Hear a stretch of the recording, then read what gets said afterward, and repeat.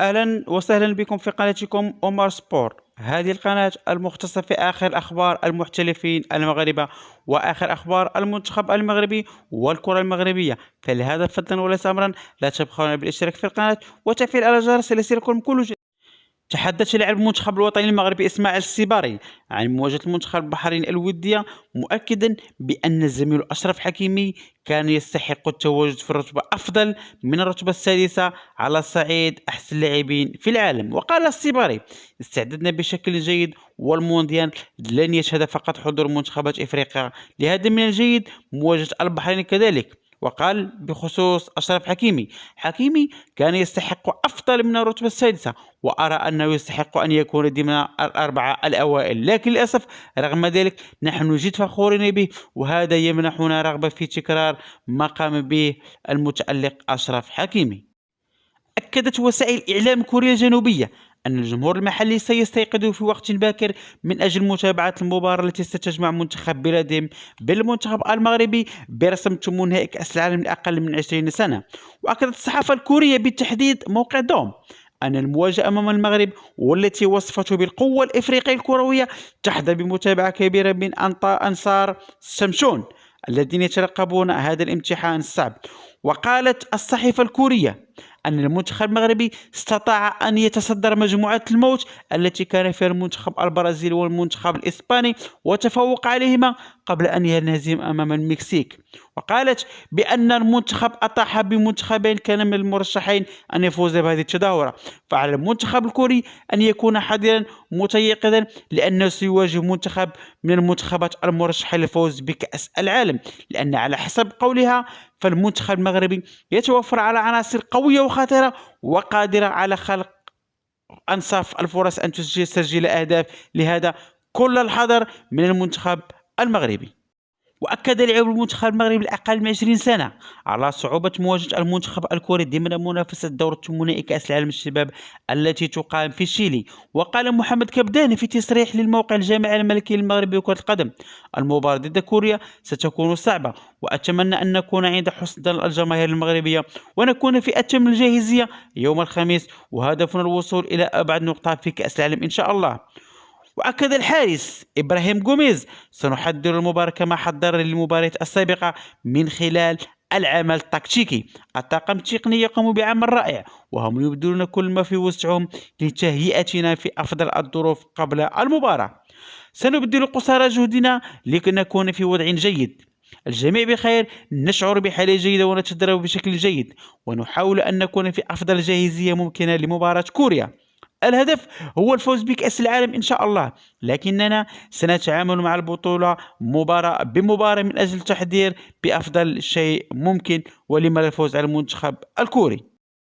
وأشاد العجوز الفرنسي كلود لوروا بالتطور الكبير الذي شهده المنتخب المغربي في مجال كرة القدم، معتبرا إياه بنموذج يحتذى به في الصعيد القاري، وقد يكون المرشح الأبرز ليصبح أول بلد إفريقي يتوج بكأس العالم. وقال كلود لوروا في حوار مع قناة ليكيب الفرنسية: يعتبر بلد المغرب منذ نحو 20 سنة الأكثر تنظيما بفارق واضح، وذلك بفضل ما أنشأوه به الرباط من مركز وطني وتقني وتكوين متميز للاعبين الشباب، وحتى تطوير كرة القدم النسوية وتكوين اللاعبات.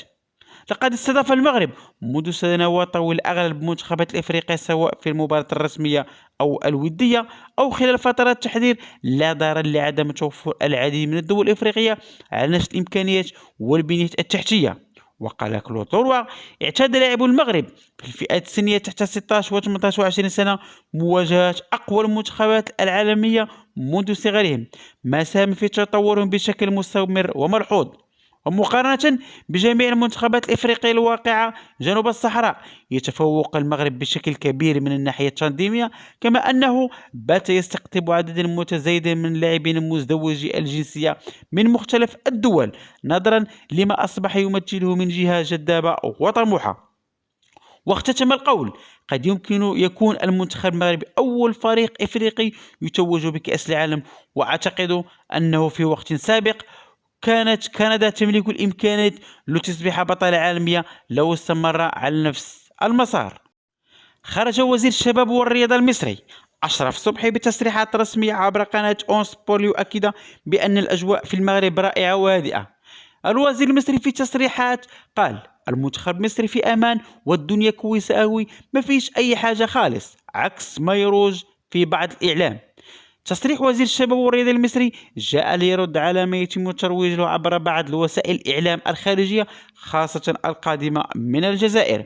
هذا الرد هو الثاني بعد الأول لجنوب إفريقيا موتسيبي رئيس الكاف الذي تحدث في الندوة الصحفية الذي عقد أمس الاثنين عقب الجمع العام للكاف، وقال بالحرف أن المغرب جاهز لاحتضان أفضل نسخة من كأس إفريقيا. في خبر صادم وغير صار للنجم والمايسترو حكيم زياش، فشلت صفقة انتقال النجم المغربي حكيم زياش إلى نادي كلوب بروج الروماني مساء الأربعاء، رغم أن المفاوضات كانت في مراحلها الأخيرة وقريبة جدا من الحسم. زياش الذي يبحث عن فرصة جديدة لإحياء مسيرته بعد تجربته الأخيرة في الدحيل القطري، كان يأمل في خوض تجربة أوروبية جديدة بعد محطات سابقة في تركيا غالاتا ساراي، لكن الصفقة انهارت في اللحظات الأخيرة.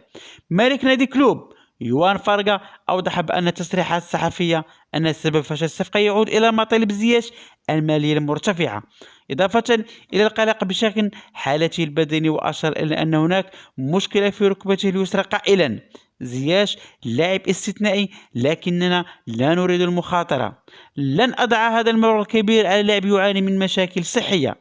لقد بدأ وكأنه يلعب بخوف، ومن جهته يسعى زياش إلى الانضمام لفريق جديد في أقرب وقت ممكن لاستعادة لياقته ومستواه الفني، أملا في العودة إلى المنتخب الوطني لخوض كأس إفريقيا التي ستقام في بلادنا. كانت هذه آخر وأهم الأخبار التي لدينا اليوم، فضلا وليس أمرا أتمنى ألا تبخلون بالاشتراك في القناة وتفعيل الجرس، وليلة سعيدة.